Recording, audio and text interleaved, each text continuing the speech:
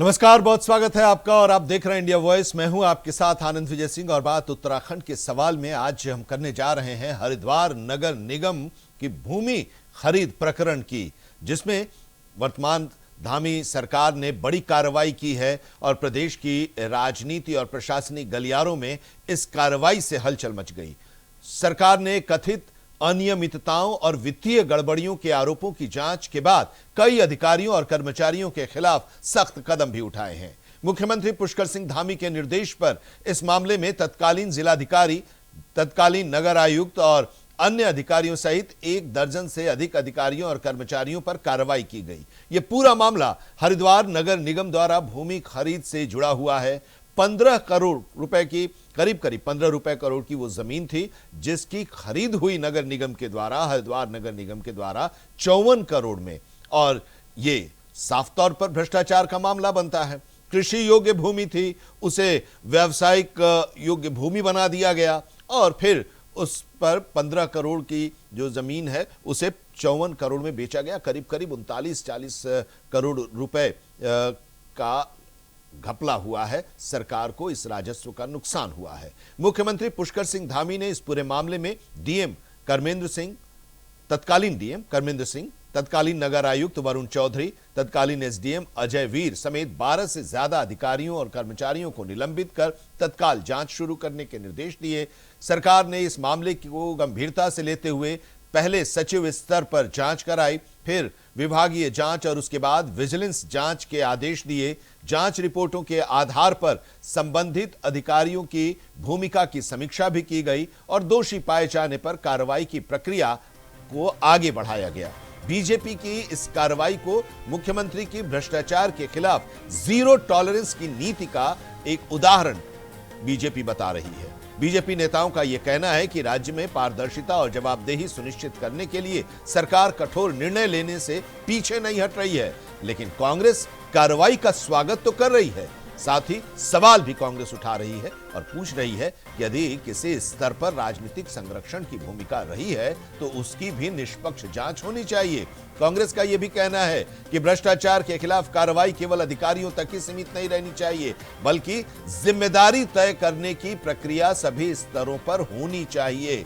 फिलहाल हरिद्वार भूमि प्रकरण में सरकार की यह कार्रवाई प्रदेश की सबसे बड़ी प्रशासनिक कार्रवाई में गिनी जा रही है और अब सबकी नजर आगे की जांच और संभावित कानून पर टिकी हुई है। तो आज हम चर्चा इसी पर करेंगे अपने मेहमानों के साथ और जानेंगे उनकी क्या राय है, क्या कहना है। भारतीय जनता पार्टी जिसकी सरकार उत्तराखंड में है, विपक्ष में कांग्रेस है, वो आरोप लगा रही है, इस कार्रवाई का स्वागत भी कर रही है, वो क्या चाहती है। और इस पूरे मामले के बारे में हम वरिष्ठ पत्रकार भी हमारे साथ इस चर्चा में जुड़ेंगे और उनसे भी हम जानेंगे। भ्रष्टाचार बर्दाश्त नहीं, जीरो टॉलरेंस की नीति पर उत्तराखंड की पुष्कर सिंह धामी की सरकार चल रही है। इसी पर आज हम चर्चा करेंगे, लेकिन पहले जरा सुन लेते हैं क्या कहना है पक्ष और विपक्ष का। मुख्यमंत्री श्री पुष्कर सिंह धामी जी ने पहले भी बहुत बड़ी बड़ी कार्रवाई की हैं और उसी क्रम में कल उन्होंने जो एक नगर निगम में जो कहीं पर एक भ्रष्टाचार की संलिप्तता पाई गई है, उसमें एक बड़ा प्रहार करते हुए जो जिम्मेवार अधिकारी थे उन पर कार्रवाई करने का काम किया है। और जो भी आगे कहीं भी इस प्रकार का अगर कहीं पर दुस्साहस करता है तो माननीय मुख्यमंत्री जी ने सबको नसीहत दी है कि इस देवी भूमि में किसी को ऐसे भ्रष्टाचार करने का अधिकार नहीं दिया जाएगा। अगर वो किसी प्रकार अगर इसके से भी बाज नहीं आते हैं तो निश्चित रूप से सख्त कार्रवाई उनके ऊपर होगी। दिखावा मात्र वही चुनाव में जा रहे हैं, कुछ एक्शन होता हो था। पूरा प्रदेश तो भ्रष्टाचार में डूबा हुआ है। आप लोगों के खिलाफ कार्रवाई कर लेंगे, लेकिन और लोगों का क्या होगा। कई इशू जैसे हैं जिसमें सीबीआई जांच की संस्कृति हो चुकी, लेकिन हुआ कुछ नहीं। ये भ्रष्टाचार के आरोप सरकार के ऊपर लग रहे हैं, उन आरोपों को ढांपने के लिए ये कार्रवाई। और जिन अधिकारियों ने भूमि घोटाला किया है तो उनके खिलाफ सख्त से सख्त कार्रवाई होनी चाहिए, ये अलग विषय है। पर लेकिन उसके साथ साथ जो है ढांपने का प्रयास किया गया भ्रष्टाचार की नीति। आज मैं एक बात कह सकता हूँ, जो कहावत है धामी है तो मुमकिन है। वो धामी हैं कि जब उत्तराखंड एक लाचार स्थिति में था, उत्तराखंड में लोगों की बच्चों की ने अपने सपने जो देखे थे वो विपरीत दिशा में चलने लगे थे। आज उत्तराखंड में 35,000 से भी ज़्यादा नौकरियां उनको मिल रही है। और उसके बाद आप विभिन्न किसी भी प्रकरण की बात करो, चाहे लैंड फ्रॉड की बात करो, चाहे किसी भी फ्रॉड, तो एक बेसिकली फ्रॉड है, चाहे 1 रुपये का हो चाहे करोड़ रुपए का हो। तो आज मैं एक बात कह सकता हूँ कि पुष्कर सिंह धामी डिसीजन भी लेता है, कानून भी बनाता है, और अगर कोई गलत करता है उसको सलाखों के पीछे भी भेजता है। तो ये जो पूरा मामला है वो हरिद्वार नगर निगम में जमीन खरीद का ये पूरा मामला है। करीब करीब 33 बीघा जमीन 2024 में सराय क्षेत्र की ये जमीन थी जिसको बेचा गया और फिर नगर निगम ने इसे 54 करोड़ में लिया। इसकी कीमत ये बताई जा रही है कि करीब 13 से 15 करोड़ रुपए की इसकी कीमत थी और खरीदा गया 54 करोड़ रुपए में, यानी कि 39 करोड़ के नुकसान की संभावना जताई जा रही है। सरकार को इसका घाटा हुआ है। कृषि योग्य यह भूमि थी और इसको व्यावसायिक श्रेणी में बदल दिया गया। और अब इसी को लेकर जब मैं मामला सामने आया तो फिर कार्रवाई का दौर शुरू हुआ। 2025 में 12 अधिकारियों को निलंबित किया गया। तब के डीएम कर्मेंद्र सिंह, तब के नगर निगम आयुक्त वरुण चौधरी और तब के एसडीएम अजय वीर सिंह सहित 12 अधिकारियों के खिलाफ कार्रवाई की गई और उन्हें निलंबित किया गया। फिर आगे जब जांच हुई तो उसमें नगर निगम के जो आयुक्त थे उनकी बर्खास्तगी की संस्तुति की गई 2026 में और डीएम के खिलाफ मेजर पनिशमेंट की सिफारिश की गई। अब सवाल ये है कि जब हम ये कहते हैं, जब वहां की सरकार कहती है कि जीरो टॉलरेंस वाली ये सरकार है, भ्रष्टाचार के खिलाफ जीरो टॉलरेंस की नीति सरकार की है, उसके बावजूद इस तरह की घोटाले हो रहे हैं, इस तरह के भ्रष्टाचार हो रहे हैं। अब जाहिर है कि जब भ्रष्टाचार हुआ तो उसके बाद अब कार्रवाई भी हो रही है। मुख्यमंत्री पुष्कर सिंह धामी ने कार्रवाई की है और एक निर्देश दिया है, संदेश भी दिया है कि भ्रष्टाचार बर्दाश्त नहीं करेगी सरकार, चाहे वो कोई भी हो। आज इसी पर हम चर्चा करने जा रहे हैं और इस पूरे मामले को इस चर्चा के जरिए, उत्तराखंड के सवाल के जरिए हम समझने की कोशिश करेंगे कि क्या इसके पीछे की सच्चाई है। सरकार ने जो जांच के आदेश दिए हैं और ये जो जांच चल रही है, वो जांच जो है उसकी जो रिपोर्ट आएगी तो उस के बाद फिर आगे की कार्रवाई होगी। और विपक्ष स्वागत कर रहा है तो उसको विश्वास है या नहीं, पूरे मामले के बारे में हमारे साथ वरिष्ठ पत्रकार भी जुड़ रहे हैं। कमलेश रमन जी, भारतीय जनता पार्टी की प्रदेश प्रवक्ता, हमारे साथ इस चर्चा में जुड़ रही हैं। बहुत स्वागत है कमलेश जी आपका। सूरज सिंह नेगी जी हैं प्रदेश प्रवक्ता कांग्रेस के। सूरज सिंह नेगी जी, बहुत स्वागत है आपका। और रतन मणि डोभाल साहब हैं, वरिष्ठ पत्रकार हैं और उत्तराखंड को वो दशकों से कवर करते आ रहे हैं और इस तरह के मामले जब आए हैं तो वो समझाएंगे कि ये पूरा मामला क्या है। शुरुआत कमलेश जी आपसे ही। सरकार कहती है कि जीरो टॉलरेंस भ्रष्टाचार के खिलाफ है, सरकार की नीति है, बर्दाश्त नहीं करेंगे, लेकिन इतना बड़ा घोटाला हो गया। हरिद्वार नगर निगम के ये अधिकारी, इतना बड़ा घोटाला इन लोगों ने कर दी। अब देखिए, और उसके बाद अभी तक 24 का मामला अभी तक 26 में चल रहा है, कार्रवाई अब शुरू हो रही है। देखिए, सबसे पहले तो जो अधिकारी या कर्मचारी जो बरसों तक इस प्रदेश की जड़ों को खोखला करने का काम कर रहे थे, ऐसे लोगों को ही हम चिन्हित कर रहे हैं। पुष्कर सिंह धामी जी की सरकार ऐसे लोगों के ऊपर ही ऑपरेशन प्रहार चला रही है, कालनेमी चक्र चला रही है कि ऐसे लोग जो नासूर की तरह उत्तराखंड के विभागों को, हमारे प्रदेश की जो भावनाओं को कचोटने का काम कर रहे हैं, ऐसे अधिकारियों को जेल की सलाखों के पीछे जाना चाहिए। एक ऐसा उदाहरण इतिहास में मुझे लगता है कि पहली बार ऐसा हो रहा होगा भारतीय जनता पार्टी की सरकार में कि जो लोग गलत काम करते हैं, गलत कृत्य करते हैं, भ्रष्टाचार करते हैं, ऐसे लोग जेल की सलाखों के पीछे होते हैं। जीरो टॉलरेंस की सरकार पुष्कर सिंह धामी जी के नेतृत्व में चल रही है और यही कारण है कि स्वयं मॉनिटरिंग करने का काम करते हैं पुष्कर सिंह धामी जी और ऐसे लोगों को आरोप भी लगाती रही है कि सरकार में भ्रष्टाचार है और भूमि घोटाले को लेकर भी ये सवाल उठाती रही है और तो मामला सामने आया भी। देखिए, जो लोग आरोप लगा रहे हैं, मेरा उनसे भी सवाल है। उनकी सरकार थी, जब बड़े बड़े घोटाले होते थे तो वो अपने उन अधिकारियों को, नेताओं को संरक्षण देने का काम करते थे। उनके जो घोटाले थे वो इसलिए सामने आने से रोकते थे, मीडिया या किसी में भी, कि कहीं हम यहाँ पर सरकार के जो नुमाइंदे हैं, जो उनके चहेते हैं, उनको जेल ना हो जाए। लेकिन यहाँ ऐसा नहीं है। यहाँ पुष्कर सिंह धामी जी की सरकार है और वो ऐसे लोगों पर नकेल कसना जानती है। और आरोप कौन लगा रहे हैं? जो खुद स्वयं नाखून से लेकर सिर के बाल तक भ्रष्टाचार में डूबे रहे हैं। तो क्या ऐसे लोगों पर जनता भरोसा करेगी, या ऐसे व्यक्ति पर भरोसा करेगी जिनकी सरकार में अब तो मामला आया सामने, उसके बाद कार्रवाई भी सरकार की तरफ से हो रही है। कार्रवाई भी हुई, 12 अधिकारी तब के डीएम, तब के नगर निगम आयुक्त और एसडीएम के खिलाफ कार्रवाई हुई, और बाकी जो इसमें अधिकारी जुड़े हुए हैं उनके खिलाफ भी कार्रवाई हो रही है।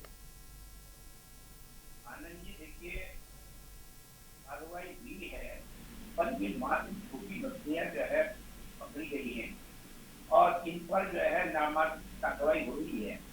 जिस प्रकार से भारतीय जनता पार्टी की प्रवक्ता कह रही है कि थोड़ी धीरे आवाज आपकी आ रही है, अपना नजदीक कर लेंगे क्या वो फोन? जिस प्रकार से ये कह रही हैं हाँ। कि ये दोषियों को जो है सलाखों के पीछे होना चाहिए जी, तो क्या जो दोषी हैं उनको बर्खास्त कर दिया, सस्पेंड कर दिया बस?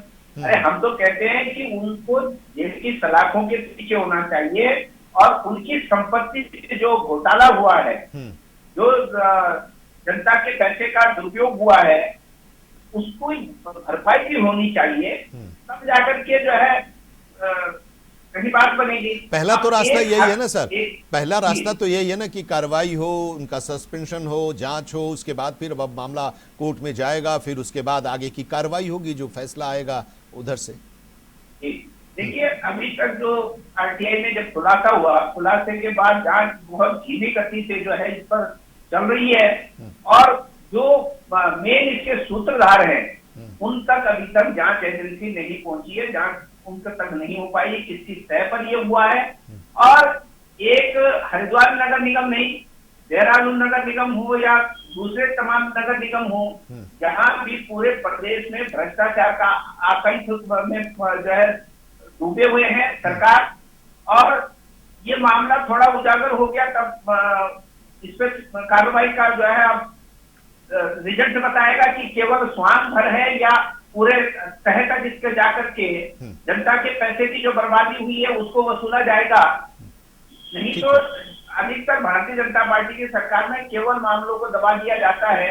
मैं अभी देख रहा था कि भारतीय जनता पार्टी के एक नेता कह रहे थे कि जब प्रदेश स्थिति, ठीक है, अब आते हैं आपके पास। हाँ, जरा रतन जी को भी इसमें शामिल कर लेते हैं। हाँ। पिछले 10 सालों से आपकी सरकार यहाँ पर है, तो उससे पहले भी 5 साल आपकी सरकार रही, तो लाचार स्थिति में पहुंचाने का काम किसने किया? जो लोग, ठीक है, इसका जवाब कमलेश जी से मैं लूंगा।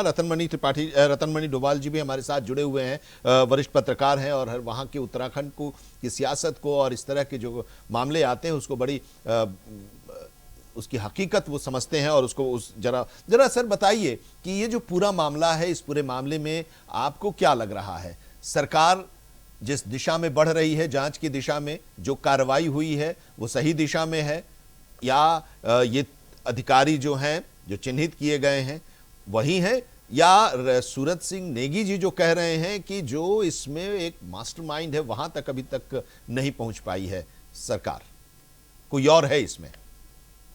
पहली बात तो ये है कि आवाज आ रही है आपको मेरी? हाँ सर जी। ये चर्चा ही यहाँ पर ये है कि इस घोटाले का 60 करोड़ घोटाला है, इसका जो बड़े साहब हैं वो कौन है, और उन साहब को जो संरक्षण देने वाले हैं वो कौन है, वो तो अभी पर्दे के पीछे हैं।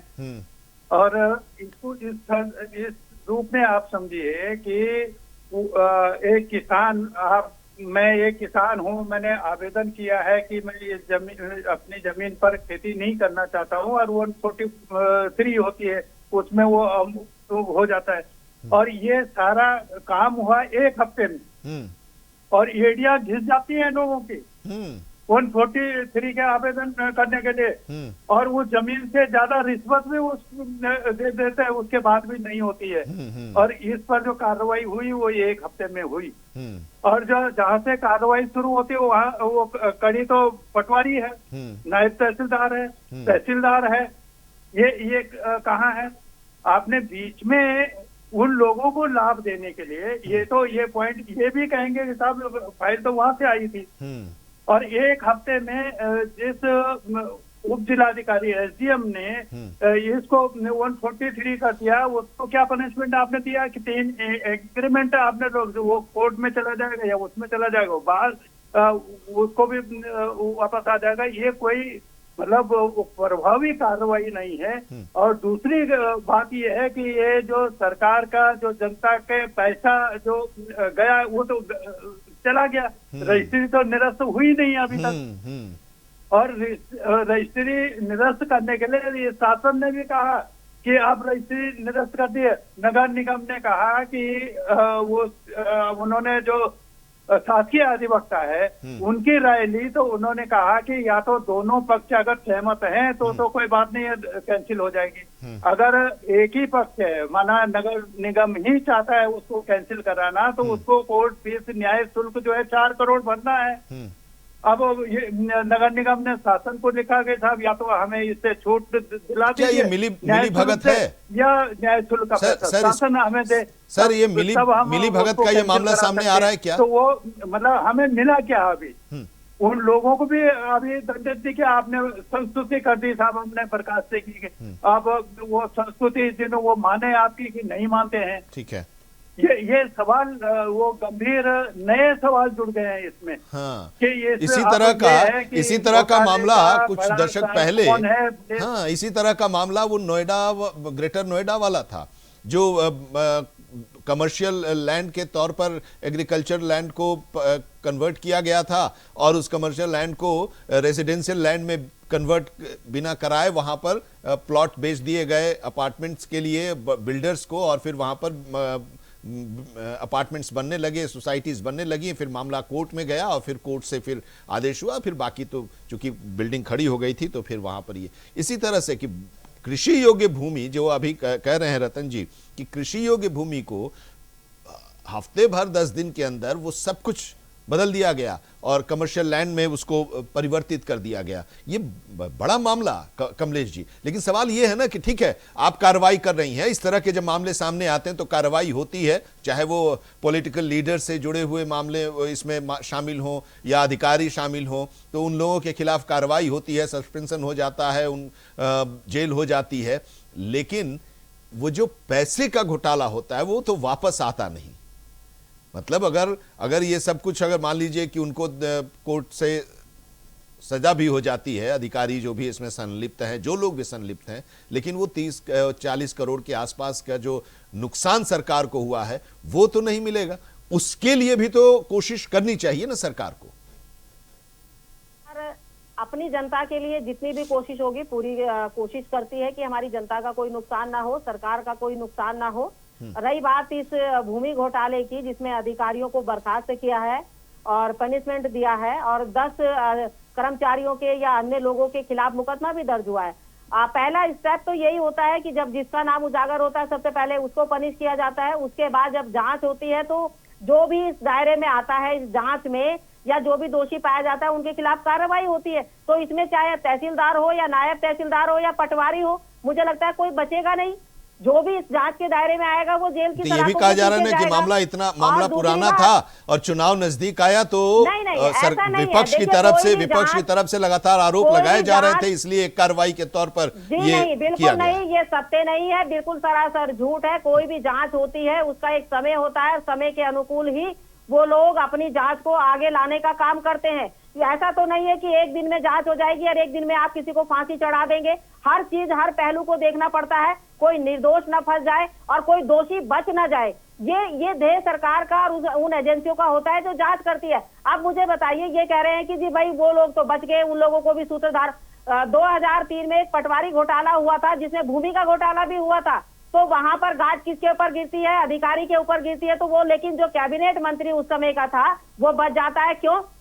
क्यों बच जाता है? तो ये संरक्षण देने वाला सीन हुआ। तो मुझे लगता है कि यहाँ पर जो पुष्कर सिंह धामी जी की कार्रवाई चल रही है इस वक्त, काल नेमी चक्र जो चल रहा है, जो हम ऑपरेशन प्रहार चला रहे हैं, वो ऐसे लोगों के ऊपर चल रहा है जो जड़ों को यहाँ पर खोखला करने का काम कर रहे हैं। वो अधिकारी हो या कोई भी, हमारे उत्तराखंड की संपत्ति को कोई भी इस तरह से नष्ट नहीं कर सकता, कोई भी इस तरीके से उसमें धांधलेबाजी नहीं कर सकता। सरकार अपना काम करती है पारदर्शिता से। जो लोग आरोप लगाते हैं, अगर वो थोड़ा सा अपना पिछला बैकग्राउंड देख लेंगे तो उनको समझ में आएगा कि एक भी अधिकारी, मेरा सवाल है उनसे कि वो बताएं उनकी सरकार में इतने बड़े बड़े घोटाले हुए थे, क्यों उन अधिकारियों को जेल में नहीं डाला? क्या अधिकारी का नाम बता पाएंगे कि कितने लोगों को उन्होंने जेल में डाला? नहीं बता पाएंगे, क्योंकि उन्होंने डाला ही नहीं, सबको संरक्षण देने का काम किया, क्योंकि उनके नेता वहां फंस रहे थे, उनके अपने सगे संबंधी वहां फंस रहे थे। आप लोगों के आने के बाद क्या, आप लोगों के आने के बाद क्या उन लोगों के खिलाफ कोई कार्रवाई हुई? बिल्कुल जांच, मैंने क्या कहा, जब कार्रवाई हो रही तभी तो पेट में दर्द हो रहा है, तभी तो दिक्कत हो रही है। कार्रवाई तो आपके अपने दौर की हो रही है ना, कहीं हम ना कार्रवाई, ये कार्रवाई तो आपके अपने दौर की हुई है। आपके अपने दौर में भी इस तरह की बातें सामने आ रही हैं। हमने क्या कहा कि अगर हमारी सरकार में कोई छोटा सा घोटाला होता है या बड़ा घोटाला होता है जो सामने पाया जाता है, जो आता है, उसको हम छोड़ते नहीं है, उसको हम बकसते नहीं है, उसको हम सीधा जेल की हवा खिलाते हैं, उसको बर्खास्त करते हैं, निष्कासित करते हैं, उसको बचाने की कोशिश नहीं करते। और क्योंकि यहाँ पर अभी आप जिस भूमि की बात कर रहे हैं, डीएम को अगर हम उसके खिलाफ कोई कार्रवाई करते हैं, मेजर पनिशमेंट जो हमने देने का काम किया है उनको, वो तो जो हमारे सेंटर की जो इनकी आईएएस एक लॉबी होती है, जो एक संस्थान होता है, वो इनको पनिश करने का काम करेंगे, क्योंकि हर चीज सरकार के हाथ में थोड़ी होती है। लेकिन सरकार की ये पूरी कोशिश होती है, काल नेमी चक्र में जो फंसेगा, जो भ्रष्टाचार करेगा, जो घोटाला करेगा, वो बचेगा नहीं। पुष्कर सिंह धामी जी का इतिहास है ये। और 200 के ऊपर हमने अधिकारी कर्मचारियों को जेल में डाला है, ये क्या कम है? नेगी जी, अब सरकार की तरफ से कार्रवाई हो रही है, भरोसा ये दिया जा रहा है कि अगर जो जांच रिपोर्ट आएगी सामने, उसके और जो लोग इसमें दोषी होंगे उनके खिलाफ कार्रवाई होगी, तो ये तो अच्छी एक संकेत है, अच्छी बात है। आप लोग भी यही चाहते हैं कि भ्रष्टाचार में जो लिप्त हो उसके खिलाफ कार्रवाई हो, और सरकार ऐसे लोगों की लिस्ट भी बना रही है। समय हो सकता है कि समय को लेकर आप सवाल उठाएं। आनंद जी 40 करोड़ के लगभग का घोटाला है, जिन काश्तकारों के आगे पैसा जो है डायरेक्ट किसी अधिकारी या नेता की जेब में तो गया नहीं, ये काश्तकार के माध्यम से गया होगा। और जब उस काश्तकार के खातों की आप जांच पड़ताल करते हैं तो आपको पता लग जाता कि कौन सफेद पोस्ट उसके पीछे है, कौन अधिकारी उसके पीछे है, किन किन को में बंदर बांट हुई है, किनको। अब ये पटवारी के ऊपर जो है कार्रवाई कर देने से, छोटे मोटे अधिकारियों पर कार्रवाई करने से काम अरे डीएम के ऊपर कार्रवाई हुई है, नगर निगम आयुक्त के ऊपर कार्रवाई हुई है, एसडीएम, इन लोगों के खिलाफ भी तो कार्रवाई हुई है ना सर। देखिए आनंद जी, जिन लोगों ने घोटाला किया है वो अपने दम पर नहीं किया होगा, ऊपर का श्रेय उनको है। और उस शय का जो है क्यों नहीं आज तक ये पता चला कि वो तो बताएंगे ही ना कि किसके खिलाफ, कौन उनको कह रहा था इस तरह के काम करने के लिए। तो ये जनता जानना चाहती है उत्तराखंड की, कि जो 40 करोड़ के लगभग का आपने घोटाला किया, जिसमें केवल घोटाला हुआ है, उसकी बंदरबांट किसमें हुई वो अभी तक जो है पता नहीं लग पा रहा है।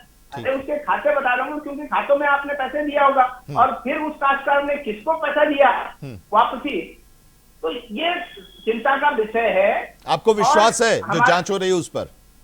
देखिए रमन जी जो कह रही हैं कि दूसरी सरकारों में आप एनएच घोटाले के जो आरोपी थे, जिनको बर्खास्त किया गया था, आप ही की सरकार ने उनको बहाल करने का काम किया और उनको पुरस्कारित करने का काम किया।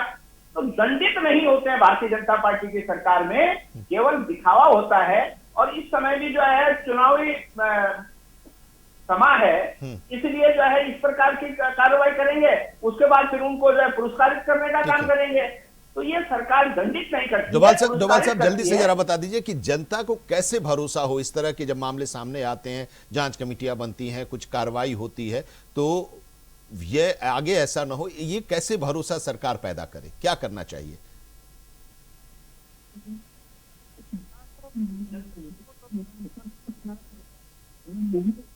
हुई है उनको जेल के सलाखों के पीछे भेजो, तब उनसे वसूली करो, तब जनता को पता लगेगा कि हाँ भाई सरकार ईमानदारी से काम कर रही है।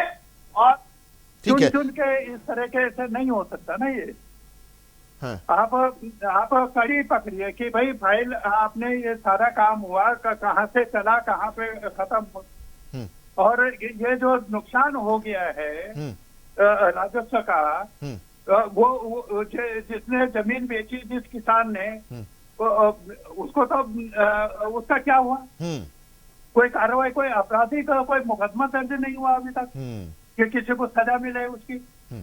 और इसमें हमने देखा है कि मैंने बताया भी कि एरिया घिस जाते हैं वो ये लैंड यूज चेंज करने के लिए, तो फाइल शासन तक जाती है, और यहाँ 7 दिन में ये सारे काम हो गए। ठीक है, तो इस तरह के सवाल उठ रहे हैं कमलेश जी, ये सवाल उठ रहे हैं। हम लोग चर्चा इसलिए आरोप और प्रत्यारोप के लिए नहीं कर रहे हैं। ये मामला आया है, आप लोग अपने तरफ से कार्रवाई कर रहे हैं, लेकिन कुछ सवाल ऐसे भी हैं जिसके बारे में अभी डोभाल साहब भी बता रहे हैं, नेगी साहब भी बता रहे हैं। तो हम ये उम्मीद करेंगे कि आपके जरिए सरकार तक ये बात जाए, जांच जो कर रही है सरकार, करा रही है उनकी, कि ये सब भी सवाल हैं और इस लिहाज से भी जांच जरूर होनी चाहिए, और किसान जिनकी ज़मीन थी और जो पैसे हैं उन पैसों की वापसी की भी एक प्रक्रिया अपनाई जाए, ताकि वो जो घोटाला हुआ है, जो पैसे हैं, वो सरकार को नुकसान उसका ना हो, सरकार के पास वो पैसे वापस आएँ। हम उम्मीद करेंगे कि आप इसके बारे में ज़रूर आगे चर्चा करेंगी। कमलेश जी धन्यवाद, बहुत शुक्रिया हमारे साथ जुड़ने के लिए। शुक्रिया नेगी जी, शुक्रिया रतनमणि डोभाल साहब हमारे साथ इस चर्चा में जुड़ने के लिए। तो अभी आज इतना ही, लेकिन देश और दुनिया की तमाम खबरों के लिए जुड़े रहिए इंडिया वॉइस के साथ।